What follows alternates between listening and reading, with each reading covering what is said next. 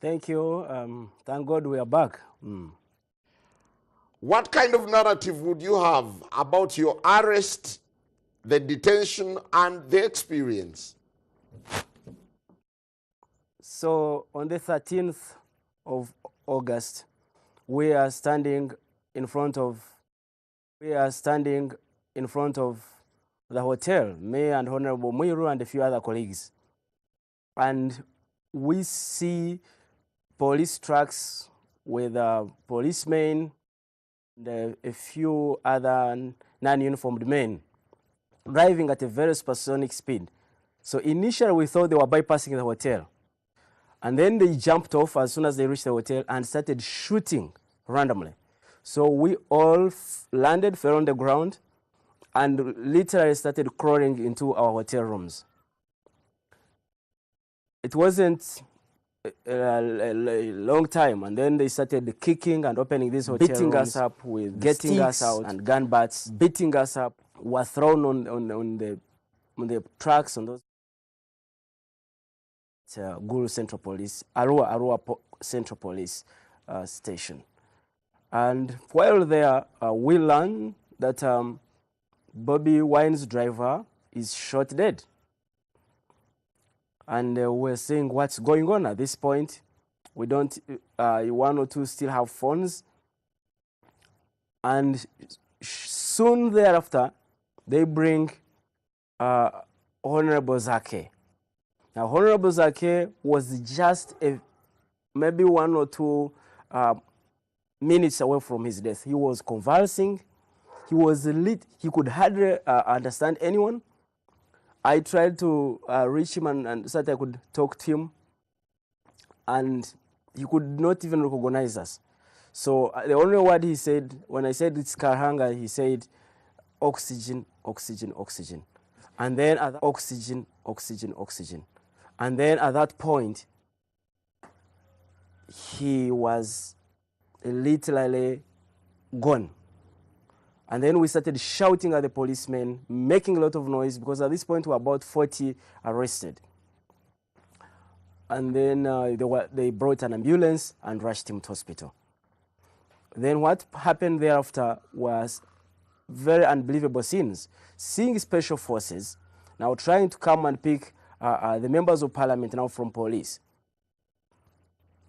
And we could really now understand what was going on, and we knew that probably they wanted to take us and bring us back in the same state they had brought Honorable Zake. And I think because we're already in police records, the police seemed not to be agreeing. So they came the first time, came the second time, and came the third time. And eventually, at about 2 a.m., they said we get out of the police cell, and then we were dumped in vehicles and driven at a supersonic speed to Gulu Central Police Station. In there was the worst experience I've had in my entire life. We were thrown in a very tiny cell, slept on cement for 3 nights. They kept chasing people who were visiting us and bring us anything to eat, until I think on 1 or 2 occasions when they were really worried that we could easily die of hunger in there. And then later, on the 3rd day, we were taken to court. We were remanded to Gulu prison, having been charged with treason, unbelievably. Apparently that some people claimed that we had thrown stones at the presidential convoy, which we didn't see or meet all in these campaigns or the processions.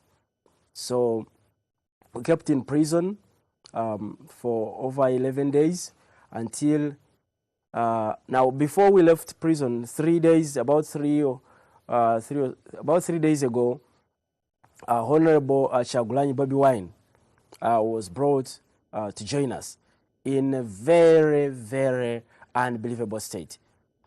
He was beaten, he was tortured.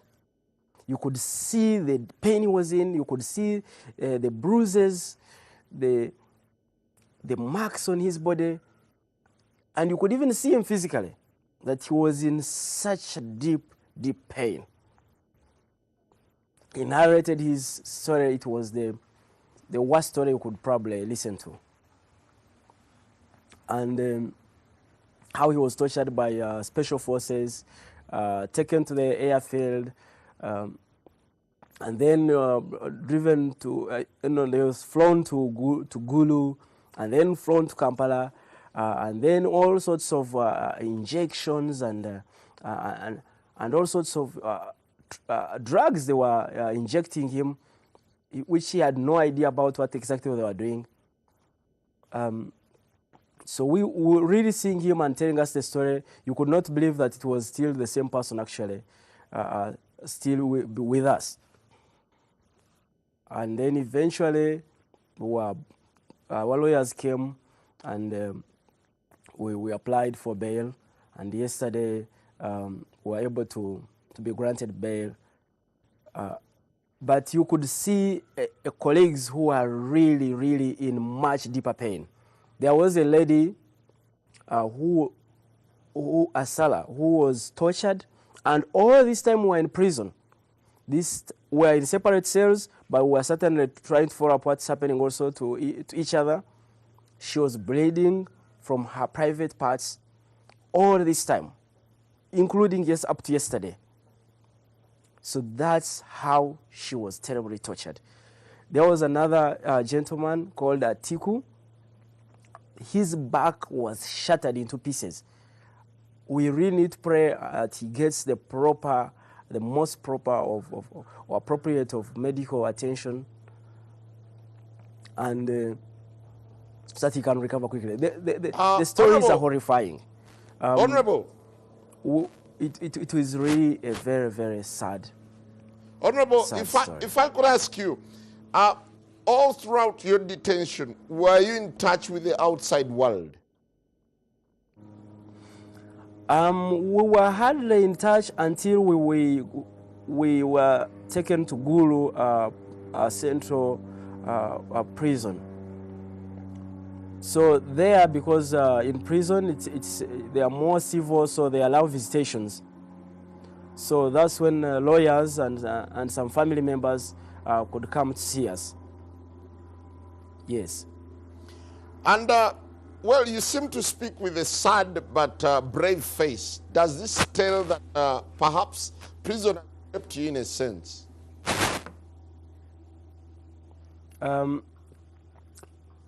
Could I hear that again? Is there any feel that probably prison has defined your next political journey? To a large extent, yes. We've always had this determination and zeal to cause change and political change in our country. But when you are under incarceration for 14 days, you get to reflect, think much more deeply, and you realize how things can change in such a short time. So for us, having been together and having had these discussions, we had to think through, appreciate what our country was going through and probably was about to see even worse times.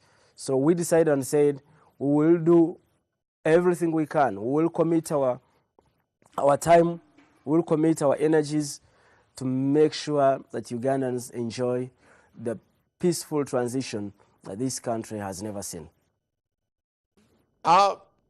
What persuaded you to join the People Power movement? Firstly, I went to Arua in this particular case to campaign for my friend Hon Gerald Karuhanga. But I have always known colleagues who are equally involved in the People Power political platform. Now, Honorable Kyagulanyi has always been a great friend. So we've been having these discussions and saying, look, we want change, we want to see our country progress, we want to transform our nation. But how do we do it? Do we just keep critical and look on? And then eventually these discussions and debates kept evolving, and this is where we find ourselves now. But still, speaking about your experience and your ordeal, do you feel safe now that you walked to some temporary freedom? Now, I have always believed that my own safety is very closely intertwined with the safety of all Ugandans.